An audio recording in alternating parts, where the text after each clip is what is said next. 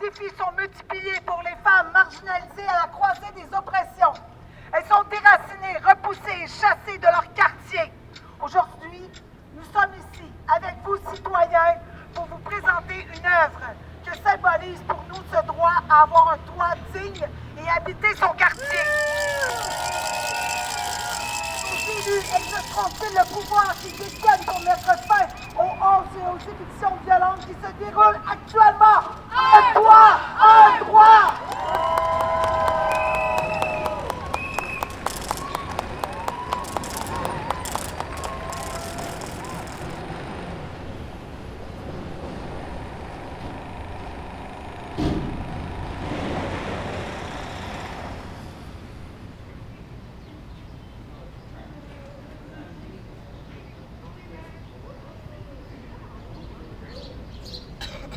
Oui, veux-tu enlever ta casquette? Ça te fait de l'ombre dans la face. C'est correct, mais ça.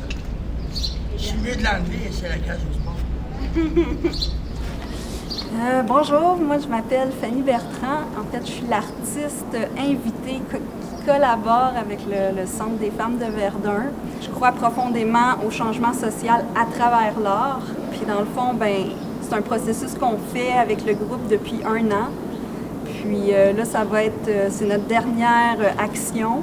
Je pense que les citoyens de Verdun, les femmes beaucoup aussi, ont un attachement particulier à leur quartier, mais en même temps, voient la transition rapide, la gentrification de laquelle le quartier est victime.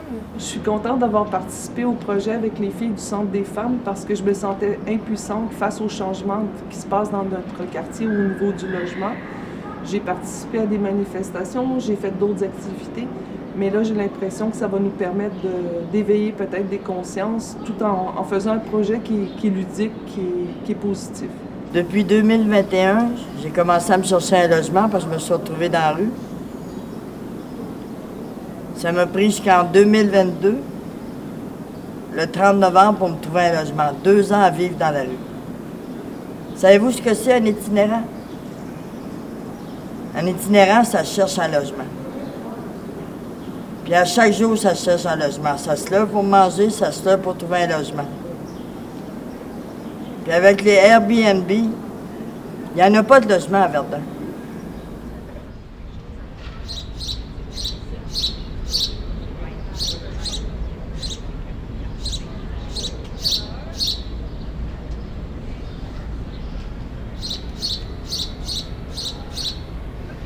L'idée de notre action d'aujourd'hui nous est venue à la suite de la tragédie du Airbnb. Il y a aussi les nombreuses rénovations à Verdun et ailleurs qui nous ont révoltés. Je suis inquiète de voir notre quartier se transformer. On se sent dépossédé. Moi, je trouve ça impitoyable d'accepter qu'on dévaisse des gens pour pouvoir faire des logements de luxe.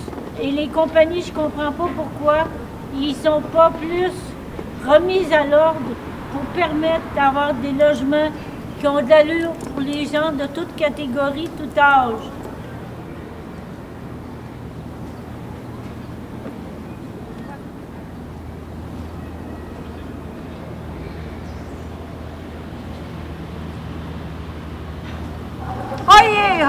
Venez assister gratuitement à notre belle performance qui vous est offerte par le Centre des femmes et le CACV de Verdun.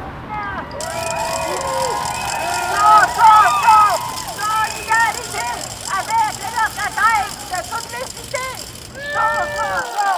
Solidarité. Aujourd'hui, on a passé notre journée au tribunal administratif du logement pour le cas d'éviction du 1005 Riel.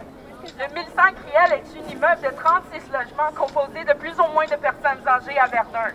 Au cours du procès, le spéculateur, qui s'appelle Randall Ettinger, a littéralement déclaré que son mandat était de maximiser ses profits, augmenter les loyers. De plus, Ettinger a déclaré qu'il était prêt et capable d'expulser et d'agir conformément à la loi de la ville. Le 1005 Riel n'est pas qu'un exemple parmi nos voisins abusés par le système. Et cela doit cesser maintenant.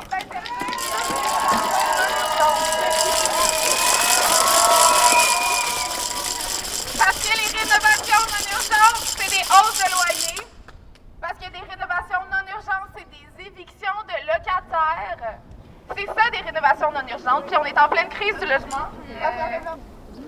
Ouais? Êtes-vous fiers? Venez voir, c'est un 360. Merci tout le monde! On demande à nos élus d'exercer le pouvoir qu'ils ont, de cesser d'octroyer des permis de rénovation pour des rénovations qui sont non urgentes. C'est un pouvoir qu'ils ont.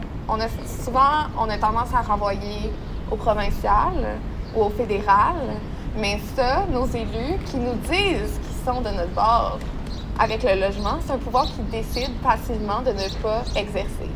On demande d'arrêter d'octroyer des permis pour des rénovations non urgentes pendant la crise du logement.